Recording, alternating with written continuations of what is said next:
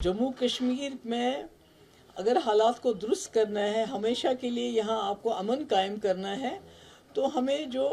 पाकिस्तान के साथ डायलॉग की जो है खिड़की हमेशा खोल के रखनी है, नेगोशिएशंस करने हैं,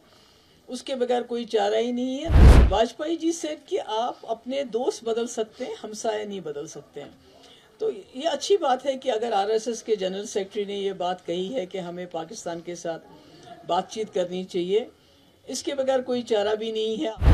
हमारा एक्सपीरियंस रहा है वाजपेयी जी के टाइम में, डॉक्टर मनमोहन सिंह जी के टाइम में जब बातचीत का सिलसिला शुरू हुआ था तो उसका एक पॉजिटिव इम्पैक्ट पड़ा था जम्मू कश्मीर में। तो एक वेलकम जो है एक हुई है इसमें, it's a welcome thing, welcome हो गया है, इसका हम वेलकम करते हैं क्योंकि इससे पीडीपी का जो स्टैंड रहा है हमेशा, खासकर मुफ्ती सईद साहब का, कि जम्मू कश्मीर में अगर हालात को दुरुस्त करना है, हमेशा के लिए यहाँ आपको अमन कायम करना है, तो हमें जो पाकिस्तान के साथ डायलॉग की जो है खिड़की हमेशा खोल के रखनी है, नेगोशिएशंस करने हैं, उसके बगैर कोई चारा ही नहीं है। नहीं सिर्फ मुफ्ती साहब, इवन वाजपेयी जी सेड कि आप अपने दोस्त बदल सकते हैं, हमसाया नहीं बदल सकते हैं। तो ये अच्छी बात है कि अगर आरएसएस के जनरल सेक्रेटरी ने ये बात कही है कि हमें पाकिस्तान के साथ बातचीत करनी चाहिए, इसके बगैर कोई चारा भी नहीं है। आपने देखा कि ईरान जैसा एक छोटा सा मुल्क, दूसरी तरफ से अमेरिका इतना बड़ा सुपर पावर, और इजराइल, उन्होंने कितनी अटैक्स किए ईरान पे, पर आखिरकार वो भी इस वक्त मजबूर होकर चाहते हैं कि बातचीत से ही कोई मसले का हल निकले। और इसी तरह ऑपरेशन सिंदूर को 1 साल हो गया, और मुझे लगता है दोनों तरफ से रियलाइजेशन है, खासकर जो यहाँ जो आरएसएस के लीडर ने कहा है कि भाई हमें बातचीत ही करनी चाहिए, तो इससे तो मुझे लगता है कोई रास्ता है नहीं। अगर हमको मिलजुल के रहना है, तरक्की करनी है, खासकर हमारा एक्सपीरियंस रहा है वाजपेयी जी के टाइम में, डॉक्टर मनमोहन सिंह जी के टाइम में जब बातचीत का सिलसिला शुरू हुआ था तो उसका एक पॉजिटिव इम्पैक्ट पड़ा था जम्मू कश्मीर में। यहाँ मिलिटेंसी भी कम हो गई थी, पकड़ दकड़ भी कम हो गई थी, अट्रॉसिटीज़ भी कम हो गई थी। आज भी जम्मू कश्मीर में घुटन है, सर्विलेंस है,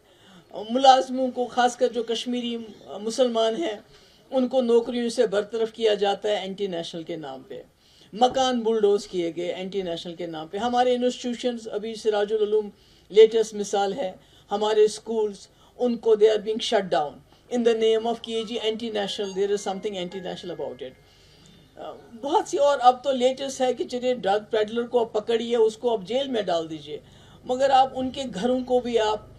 उड़ा रहे हैं। तो कहीं ना कहीं जम्मू कश्मीर में एक घुटन है, एक पकड़ दकड़ का माहौल भी है। किसी ने कोई सोशल मीडिया पे कोई बात कह दी है तो उसके खिलाफ एफआईआर हो जाती है या उसको थाने बुलाया जाता है। मैं समझती हूँ ये जो माहौल है, घुटन है, ये जो पकड़ दकड़ का माहौल है, ये जो हमारे हज़ारों लोग मुल्क के दूसरे जेलों में बंद हैं, और अब ये कहते हैं जब से ये ड्रग के खिलाफ एक अभियान चला है कि हमारे जम्मू कश्मीर के जेल भर गए हैं, अब यहाँ जगह नहीं, अब इनको बाहर लेके जाना पड़ेगा। तो मैं समझती हूँ कि ये खाली हर चीज़ के लिए पकड़ दकड़, जेल, सज़ा, यूएपीए, पीएसए,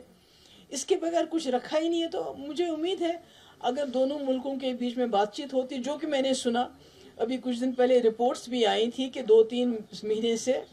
हमारे जो रिटायर्ड जनरल्स हैं, रिटायर्ड डिप्लोमेट्स हैं, और पाकिस्तान के जनरल और रिटायर्ड डिप्लोमेट्स के बीच में एक बातचीत का सिलसिला जो है दूसरे कंट्रीज़ में शुरू हो गया है। तो अगर वाकई इसको अमली जामा पहनाया जाता है, मुझे लगता है उसका जम्मू कश्मीर के माहौल पे भी एक पॉजिटिव असर होगा। और यहाँ ये जो पकड़ दकड़, ये जो शक है, एंटी नेशनल के नाम पे लोगों को तंग किया जाता है, मुश्किल में डाला जाता है, मुझे लगता है कहीं ना कहीं इसमें भी लोगों को एक रिलीफ मिल सकता है।